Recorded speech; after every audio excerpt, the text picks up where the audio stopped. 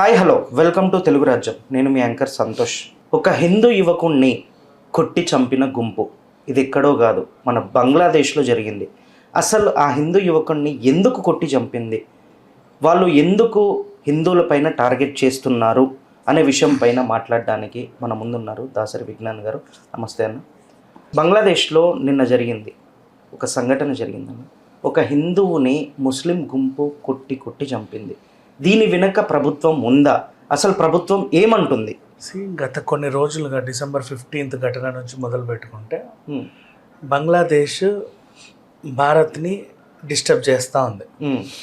ఏమైందంటే వాళ్ళ షిప్పింగ్ బోట్లు, అందరికి అర్థమయ్యేలా చెప్పాలంటే వాళ్ళకి సంబంధించిన షిప్పింగ్ బోట్స్ మన బార్డర్ వరకు వస్తున్నాయి.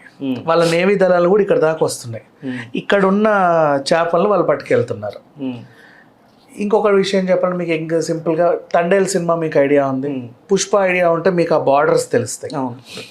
అయితే అవి దాటి ఇటు వస్తున్నాయి, ఇటువైపు వచ్చి ఇక్కడున్న మన జల సంపదని తీసుకెళ్ళిపోతున్నాయి. ఫిషెస్ బంగ్లాదేశ్ వాళ్ళు వీళ్ళు అడ్డుకున్నప్పటికీ ఒకసారి ఏం జరిగిందంటే మొన్న మన వాళ్ళని వాళ్ళ షిప్ గుద్దేసింది. ఏంటిది, వాట్ ఈస్ దిస్ అని అడిగితే మన వాళ్ళు అందులో 16 మంది పడిపోయారు. అప్పటికప్పుడు అలర్ట్ అయిన ఇండియన్ నేవీ కోస్ట్ గార్డ్ ఉంటారు కదా, కోస్ట్ గార్డ్ అంటే మీకు తెలియాలంటే మళ్ళీ అర్థమైపోతుంది.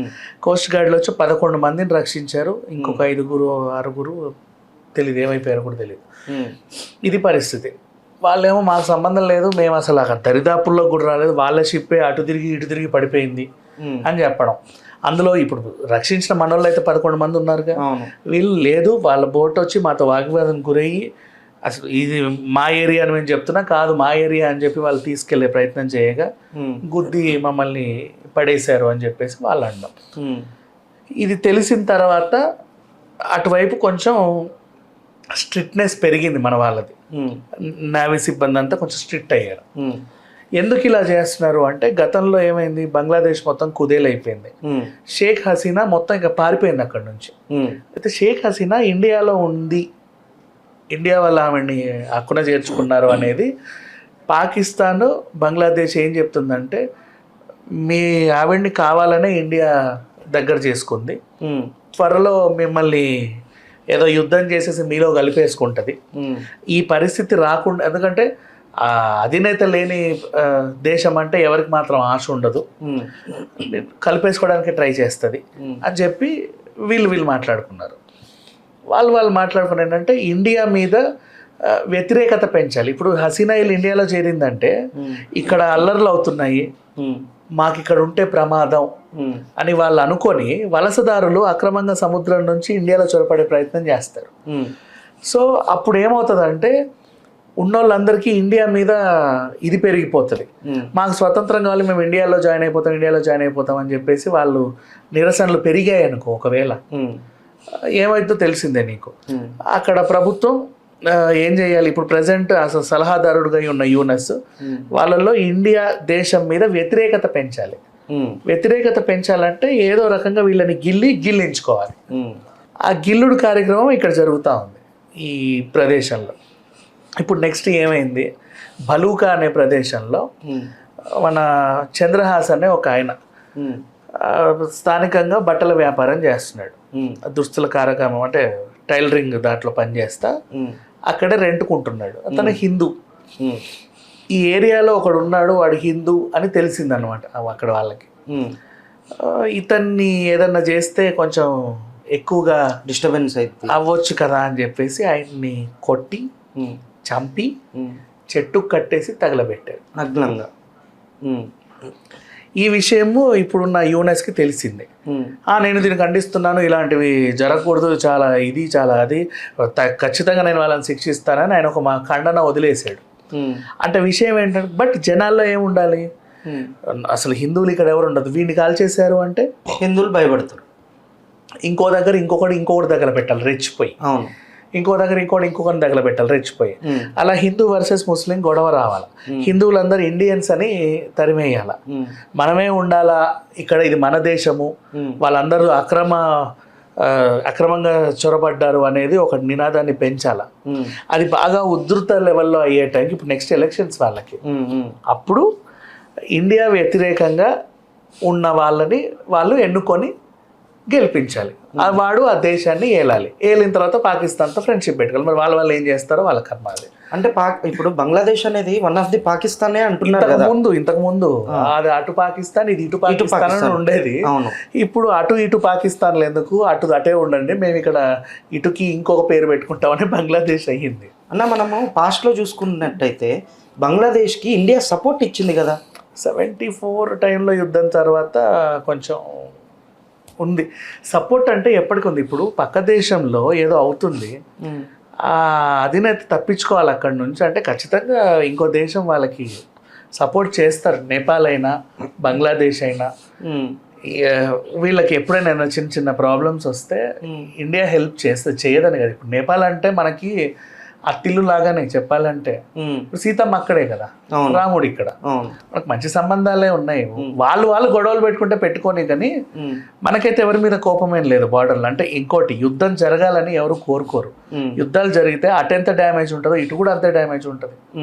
అంత ప్రాణాలు తీయాలని మనం ఒకరితో గొడవ పెట్టుకొని ఎవ్వరూ అనుకోరు. వాళ్ళంతటి వాళ్ళు వచ్చి గిల్లితే తప్ప అస్సలు వేరే ఇండియా ఇప్పుడు మనకున్న పనులే మనకు బోల్డ్ ఉన్నాయి. పని కట్టుకొని వాళ్ళతో వీళ్ళతో యుద్ధం పెట్టుకునే అంత తీరిక ఎవరికి లేదు యాక్చువల్ చెప్పాలంటే. వాళ్ళు సత్సంబంధాలు పెట్టుకోవడానికి ట్రై చేస్తారు. ఇప్పుడు అమెరికా ఉంది ఫర్ ఎగ్జాంపుల్. ఆయన ఎక్కడ స్టార్ట్ చేశాడంటే ట్రంప్ ఫస్ట్ మామిడికాయలు వెనక్కి పంపినప్పటి నుంచి కొంచెం ఎక్కువైంది. కొన్ని టన్నుల మామిడికాయలు వెళ్తే రిటర్న్ పంపించాడు. అవి అటుగాక ఇటుగాక లాస్ కదా. పండు ఎన్ని రోజులు ఉంటుంది దాని షెల్ లైఫ్. వీడు మాత్రం ఏం చేసుకుంటాడు, పండు పంపిన తర్వాత అటు రిటర్న్ వచ్చేలోపు ఖరాబ్ అయిపోద్ది. బాధేసింది. ఆ తర్వాత ఏం చేశాడు, సుంకాలు పెంచాడు. ఆ తర్వాత సినిమా మీద 100%, దాని మీద 50%, దీని మీద ఇష్టం ఉన్నట్టు ఏది పడితే చేసేసాడు. అక్కడున్న ఇండియన్స్ ఇక్కడ ఎందుకురా మేము ఉండడం, మేము మా ఉద్దేశంకి వెళ్ళిపోతామని అనుకోవాలి. వాళ్ళు ఉండొద్దు. ఆ సెటిలర్స్ అందరూ వెళ్ళిపోవాలి అక్కడ నుంచి. వెళ్ళిపోవాలంటే ఇబ్బంది పెట్టాలి, గిల్లాల గట్టిగా. అప్పుడు ఏంటి, నువ్వు రోజు తినే రైస్ ఈ రోజు నీకు 100 రూపాయలకి కిలో ఉంటే రేపు తెల్లారి వచ్చరికి 750 కిలో ఉంటుంది. దాన్ని నువ్వు ఏం చేస్తున్నావు, ఖచ్చితంగా రైస్ తినాలి. ఏమైంది, ఎందుకు పెరిగిందంటే ఇంపోర్ట్స్ ఎక్స్పోర్ట్స్ ఆగిపోయాయి. ఎందుకు ఆగిపోయాయి అంటే ఇక్కడ కొంచెం ట్యాక్సుల్లో కొంచెం తేడా వచ్చింది, మేము పెంచుకోవాల్సి వచ్చింది. ఎందుకు పెంచుకుంటే అది వేరే ఉంది, ఎప్పుడో ప్రకటిస్తాం. ఇట్లాంటి డిస్టర్బెన్స్ లైన్ చేసాడు. ఉక్రెయిన్తో మనకి అంటే మనం వాళ్ళకి సహాయం చేసినప్పటికీ రష్యాతో కొంచెం మంచి సంబంధాలు ఉన్నాయి. ఆ చమురు, ఆ డీలింగ్లు, ఎక్స్పోర్ట్ ఇంపోర్టింగ్ బిజినెస్. చైనాతో కూడా గొడవ పెట్టుకోవాలని ఎవరు అనుకోలే. అంతకుముందు మన దగ్గర మన ప్రోడక్ట్స్ అంటే చైనా ప్రోడక్ట్సే ఎక్కువ ఉండేవి. ఇంకా చెప్పాలి అంటే ఆ పెహల్గాం తర్వాతే కదా కటిఫ్ అయింది. ఊరికే చేయకూడదు. ఇప్పుడు శ్రీలంకకైనా మనం చాలా హెల్ప్ చేస్తాం. వాళ్ళు కూడా అప్పట్లో ఆర్గానిక్ ఫార్మింగ్ అని ఒక నిర్ణయం తీసుకొని దేశాన్ని సర్వనాశనం చేసుకున్నారు. ఆ టైంలో కూడా మన వాళ్ళు హెల్ప్ చేశారు, చేయలేదని కాదు. కానీ వాళ్ళు ఏం చేశారు, ఆ పోర్టుని చైనాకి అమ్మేశారు 99 ఏళ్ళ రీజ్కి. అంటే చైనా వాళ్ళు రావడానికి కొంచెం ఈజీ అవుతుంది వాళ్ళకి. ఇట్లాంటి పిచ్చి పిచ్చి పనులన్నీ చేస్తున్నారు. ఇప్పుడు శ్రీలంకలో, బంగ్లాదేశ్లో వాళ్ళకి ఎలక్షన్స్ ఉన్నాయి.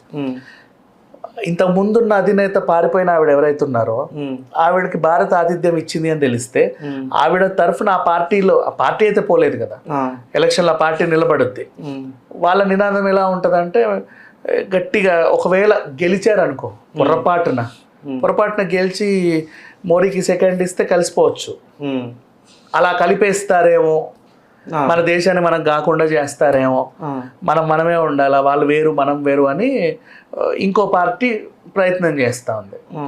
ఆ ప్రయత్నంలో భాగంగా ఈ దేశాన్ని విలన్గా చూపించాలంటే ఆ దేశం నీ మీదకి దాడికి రావాలంటే నువ్వు వాళ్ళని గిల్లాలి. ఇప్పుడు ఆ గిల్లుడు కార్యక్రమం జరుగుతుంది. అంటే ఇప్పుడు బంగ్లాదేశ్లో ఉండే హిందూస్ అందరు భయపడాలంటారా అన్న? ఎందుకు భయపడాలమ్మా, ఎవరికైనా ఎక్కడైనా ఉండే హక్కు ఉంది, నువ్వు ఎవరిని ఇబ్బంది పెట్టినంత వరకు.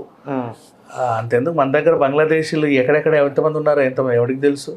ఇప్పుడు మన దగ్గర ఆల్మోస్ట్ మన దగ్గర సెక్యూరిటీ గార్డ్స్ నేపాలీసేగా, మన దేశం వాళ్ళే.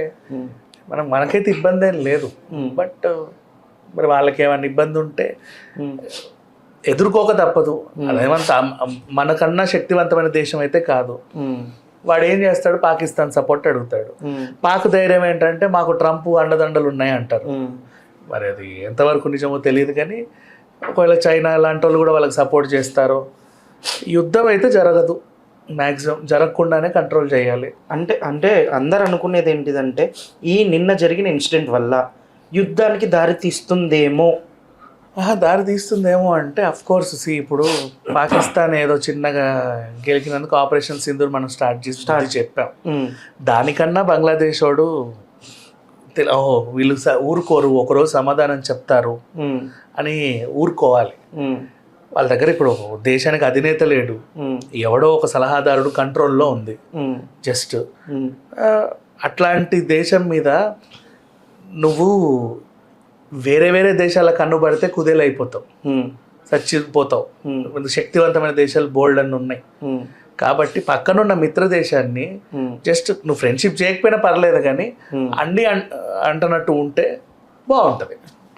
లేదు అనుకుంటే కనుక చూడు, అది ఇప్పుడు ఇటు కూడా వదిలేయి, ఇక్కడ ఎవరు లేరంట అని వీళ్ళు చెప్పుకుంటే ఎక్కడి నుంచో ఎవరో వచ్చి ఆక్రమించుకోవడం ఎంతసేపు వాళ్ళని. నిన్న జరిగిన ఇన్సిడెంట్లు ఇంకా జరిగే అవకాశాలు ఉన్నాయంటావా బంగ్లాదేశ్లో? ఈయన యూనస్ ఖండించాడు కాబట్టి జరగకపోవచ్చేమో.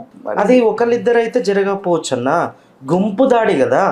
గుంపు దాడే వాళ్ళు ఏం చెప్తున్నారంటే వాళ్ళకు ఒక రీజన్ చెప్తున్నారు. ఇప్పుడు రెండో ఇన్సిడెంట్ జరిగితే మనము అనొచ్చు, ఇక్కడ ఒక రీజన్ ఏం చెప్తున్నారు, వాడు మమ్మల్ని అవమానించాడు, మా సంస్కృతిని ఏదో అన్నాడు, మమ్మల్ని తిట్టాడు, అందుకు మేము దాడి చేసాం. రెండో ఇన్సిడెంట్ అయితే వీళ్ళు కావాలని చేశారని అర్థమవుతుంది. ఒక ఇన్సిడెంట్ అయింది, ఒక ఇన్సిడెంట్లో ఎవరిని ఏమి అనలేము. అంటే వాళ్ళు ఖండిస్తారు, మనము ఖండిస్తాం. మనం ఏమనుకోవచ్చు అంటే అన్న, ఒక బల్క్ ఆఫ్ పీపుల్ ఒక కమ్యూనిటీకి చెందిన వాళ్ళు ఉన్నప్పుడు, ఒక కమ్యూనిటీకి ఇంకో చెందిన వాళ్ళు ఉన్నప్పుడు ఒకడు వాళ్ళని ఏం అనలేడు, ఆ ధైర్యం చేయలేడు. ఇది వాళ్ళు పుట్టిస్తున్నట్టు అని చెప్పేసి బయట వినిపిస్తున్న వార్త.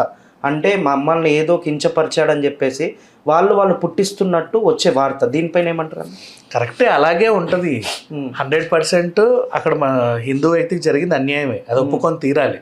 కాకపోతే వన్ ఇన్సిడెంట్ అయింది కాబట్టి చేసినోడు కూడా మేము ఖండిస్తున్నాం సేఫ్ జోన్లో ఉంటారు. రెండో ఇన్సిడెంట్ జరిగినప్పుడు వీ హ్యావ్ టు రియాక్ట్. అంటే ఇంకో ఇన్సిడెంట్ జరగకపోవచ్చు అనేది అయితే జరగకపోవచ్చు. ఓకే, జరిగితే మాత్రం ఒక వారికి దారి తీస్తున్నట్టే, అంతే అంటారా? ఓకేనా, thank you so much. Hello, Telugu రాజ్యం ఛానల్ చూస్తున్నారా? సామాజిక రాజకీయ జీవన చిత్రణే తెలుగు రాజ్యం. అతిశయోక్తులు అసత్యాలు ఉండవు. రాజకీయ కోణం కాదు, ప్రజా కోణమే కొలబద్ద. తెలుగు రాజ్యం వీక్షణ మీ ఉత్తమ అభిరుచికి నిదర్శనం.